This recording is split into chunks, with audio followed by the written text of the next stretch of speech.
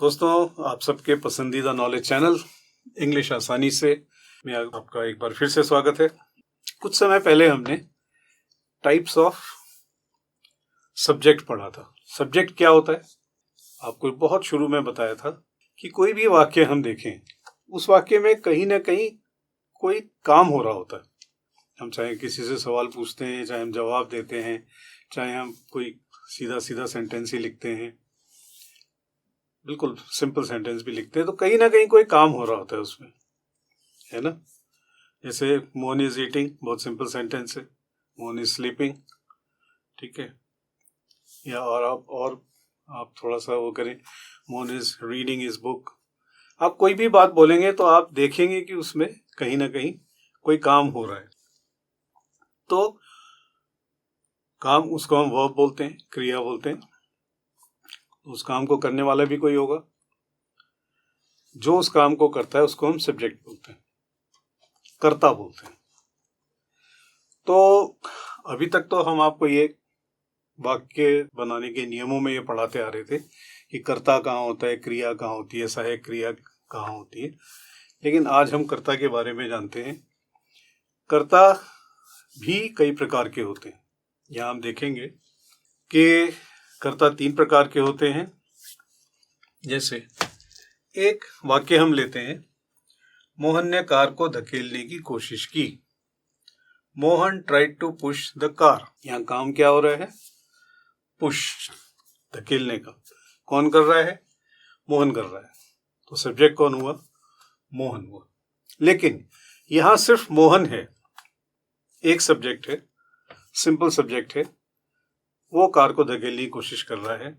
तो इसको हम, जो भी इस वाक्य में काम हो रहा है उसको एक ही आदमी कर रहा है उसको, तो हम उसको सिंपल सब्जेक्ट बोलेंगे। यहाँ पर मोहन है, अकेला है, काम कर रहा है, उसको हम सिंपल सब्जेक्ट बोलेंगे। पहली जो किस्म है उसकी सब्जेक्ट की, पहला प्रकार, टाइप जो है उसका, वो है सिंपल सब्जेक्ट, साधारण कर्ता, जो इस वाक्य से जाहिर है। इसको आप और दूसरे कर्ता या क्रिया या ऑब्जेक्ट जोड़ के भी कर सकते हैं कि रमा अपना कुर्ता सिल रही है। उसमें क्या काम हो रहा है, सिलाई का काम हो रहा है। कौन कर रहा है, रमा कर रही है, ठीक है। वो भी सिंपल सब्जेक्ट है, एक सब्जेक्ट है, एक कर्ता है जो काम को कर रहा है।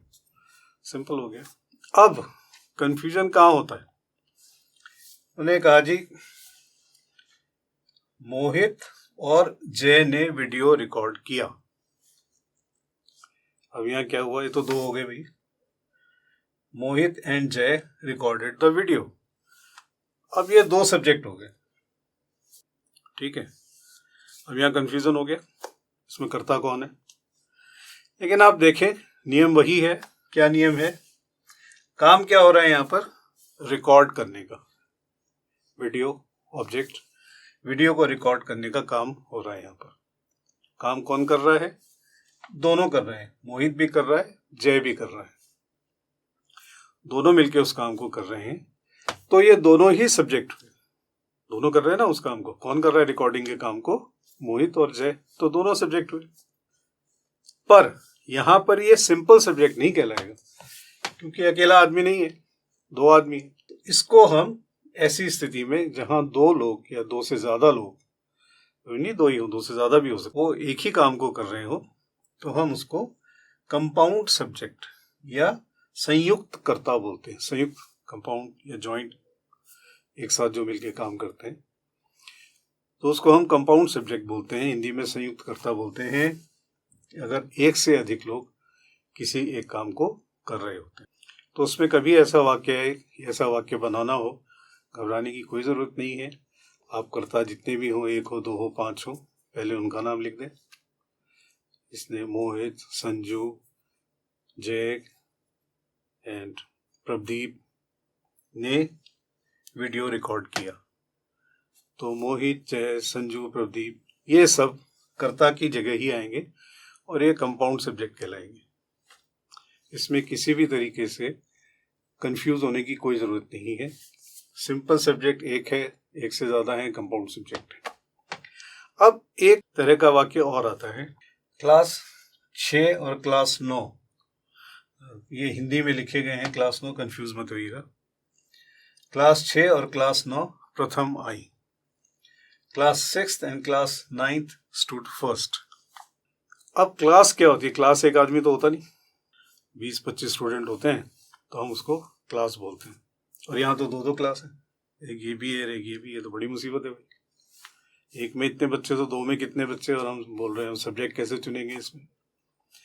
तो आपको पहले बताया था, याद कीजिए, कि कई बार सब्जेक्ट ऐसे होते हैं जो बहुत सारे होते हैं, लेकिन उनकी यूनिट को हम एक बोलते हैं, उस समूह को हम एक नाम देते हैं। जैसे कक्षा है, कक्षा में 25 छात्र हैं, तो हम 25 छात्रों को तो ये बोलेंगे कि हाँ भाई, इसमें ये 10 छात्र पढ़ने में बहुत अच्छे हैं, ये 5 छात्र पढ़ने में बिल्कुल ठीक नहीं हैं, ये 3 छात्र जो हैं ये रोज देर से आते हैं। तो वहाँ तो वो प्लूरल नंबर हो जाएगा। नंबर्स में भी हमने इसको पढ़ा था, वो प्लूरल नंबर हो जाएगा। लेकिन जब हम उसको एक यूनिट की तरह सब्जेक्ट को मानते हैं उसको, तो वो सिंगुलर ही ट्रीट किया जाता है। तो इसका मतलब पूरी क्लास एक हुई, यानी क्लास 6। दूसरी भी पूरी क्लास एक हुई, यानी कि क्लास 9। तो क्या हुआ? ये दो एक एक जने मिलकर 2 जने हो गए। तो बिल्कुल यही हो गया जैसे मोहित और जय ने वीडियो रिकॉर्ड किया, तो ये भी कर सकते थे कि class 6 and class 9 recorded the video, ठीक है। या ये भी कर सकते हैं कि class 6 and class 9 stood first. पूरे स्कूल में कंपटीशन हुआ, चाहे वो सफाई से, अपनी डेस्क को सफाई से रखने का हुआ, या पढ़ाई को लेकर हुआ, या पीटी को लेकर हुआ, या जनरल नॉलेज का हुआ, ठीक है, डिबेट का हुआ। तो उसमें कंपटीशन में 2 कक्षाएं जो थी, वो 2 क्लासेस, वो दोनों को बराबर बराबर हाईएस्ट मार्क्स मिले और बराबर मिले। तो हमको क्या कहेंगे? Class 6 and class 9 stood first, दोनों कक्षाएं प्रथम आई। सेम ये रूल है, क्योंकि जब उस यूनिट को, जिस यूनिट के अंदर, अब जैसे हम कहते हैं आर्मी की कंटिजेंट जा रही है, आर्मी की टुकड़ी जा रही है, तो उसमें टुकड़ी में तो 16, 17, 18, 20, 25 जवान होंगे ना। हम ये तो नहीं कहेंगे टुकड़ी जा रहे हैं, जा रही है। तो वो एक यूनिट है, उस यूनिट को हम एक ही मानेंगे। तो इसी तरह क्लास 6 क्लास 9 को एक ही मानेंगे। तो वही हुआ, मोहित और जय भी एक ही एक है, क्लास 6 और क्लास 9 भी एक ही एक है, तो एक ही इसमें रूल लगेगा। तो इससे कंफ्यूज होने की जरूरत नहीं है, ये कंपाउंड सब्जेक्ट ही है, संयुक्त करता ही है। अब आया एक और तरीके का करता, ये थोड़ा ज्यादा कंफ्यूजिंग है। कैसे? जो देर से आएगा वो जुर्माना देगा। अब यहाँ कुछ नहीं लिखा हुआ है कि राम देर से आएगा, कि रमेश देर से आएगा, कि मोहित देर से आएगा, कि जय देर से आएगा, आएगा कि नहीं आएगा, कुछ नहीं लिखा हुआ है यहाँ पे। लेकिन कोई तो जुर्माना देगा। कौन देगा भाई? इस वाक्य में काम हो रहा है, जुर्माना देने की बात हो रही है, कौन देगा जुर्माना? सब्जेक्ट कहाँ है इसमें? अंग्रेजी में इसे कहेंगे he who gets late will pay fine. तो आपको पहले भी बताया था जब हम पढ़ रहे थे वाक्य बनाने के लिए, कि सब्जेक्ट को हम एक शब्द में भी डिस्क्राइब कर सकते हैं और सब्जेक्ट को हम बहुत सारे शब्दों में भी डिस्क्राइब कर सकते हैं। कई बार ऐसा होता है कि एक शब्द ही डिस्क्राइब कर देता है। हमने के साथ जय जुर्माना देगा, बात खत्म हो गई थी, ठीक है। लेकिन अगर हम उसमें कहते जय जो क्लास 11 में पढ़ता है वो जुर्माना देगा, तो जय जो क्लास 11 में पढ़ता है, ये सारे शब्द मिलके सब्जेक्ट होते हैं, क्योंकि वो सब्जेक्ट को ही डिफाइन कर रहे हैं। जैसे हमने उदाहरण दिया था, मेरा भाई रमेश जो दिल्ली में रहता है, रमेश दिल्ली में रहता है। अब हम कहें नेक्स्ट सेंटेंस में कहें मेरा भाई रमेश दिल्ली में रहता है, तो मेरा भाई रमेश ये सब्जेक्ट ही होगा, क्योंकि वो सब्जेक्ट को ही बता रहा है। और मेरा भाई रमेश जो डॉक्टर है, वो दिल्ली में रहता है, तो क्या होगा? तो मेरा भाई रमेश जो डॉक्टर है, सारे शब्द सब्जेक्ट ही बता रहे हैं, उसी को तो डिफाइन कर रहे हैं, उसी को तो समझा रहे हैं, तो इस सब्जेक्ट की ही जगह रखे जाएंगे, ठीक है। यहाँ पर लगभग वही नियम है, नाम कोई नहीं है, नियम वही है। देखिए, ही हु गेट्स लेट। अब सब्जेक्ट को कौन पहचान रहे हैं? ये शब्द क्या पहचान रहे हैं? जो देर से आएगा। तो सब्जेक्ट कौन हुआ? जो देर से आएगा। अब वो कोई भी हो सकता है, राम हो सकता है देर से आए, रमेश हो सकता है देर से आए। जो देर से आएगा भी वो जुर्माना देगा। तो वहां सब्जेक्ट क्या हुआ, जो देर से आएगा। ये शब्द सब्जेक्ट को डिस्क्राइब कर रहे हैं।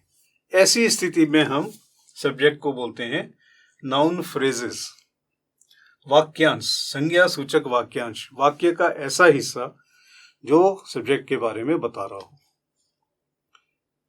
इसको हम नाउन फ्रेजेस, संज्ञा सूचक वाक्यांश, वाक्य का वो हिस्सा, वो सारे शब्द मिला के, चाहे एक हो चाहे खूब सारे हो, जो कर्ता के बारे में बता रहे हैं। तो आपने समझ लिया आज की कर्ता 3 प्रकार के होते हैं। आपने इसमें देखा सिंपल, साधारण, कंपाउंड, संयुक्त और नाउन फ्रेजेस। ये आपको, हमें उम्मीद है, अच्छी तरीके से इस अंक में समझ में आ गए होंगे। अगर आपको इसमें कोई शुबा है, कोई कंफ्यूजन है, कोई भ्रम है, कोई चीज़ समझ में नहीं आई है, तो हमें आप कमेंट सेक्शन में लिखें, हम उसका तुरंत जवाब देंगे। और अगर जरूरी हुआ तो हम उसका एक और वीडियो बनाकर आपको डालेंगे, आप देख पाएँ, ताकि उसको और अच्छी तरह समझ पाएँ। तो हमें उम्मीद है हमारा ये अंक भी आपको अच्छा लगा होगा, हमारा चैनल आपको अच्छा लग रहा है।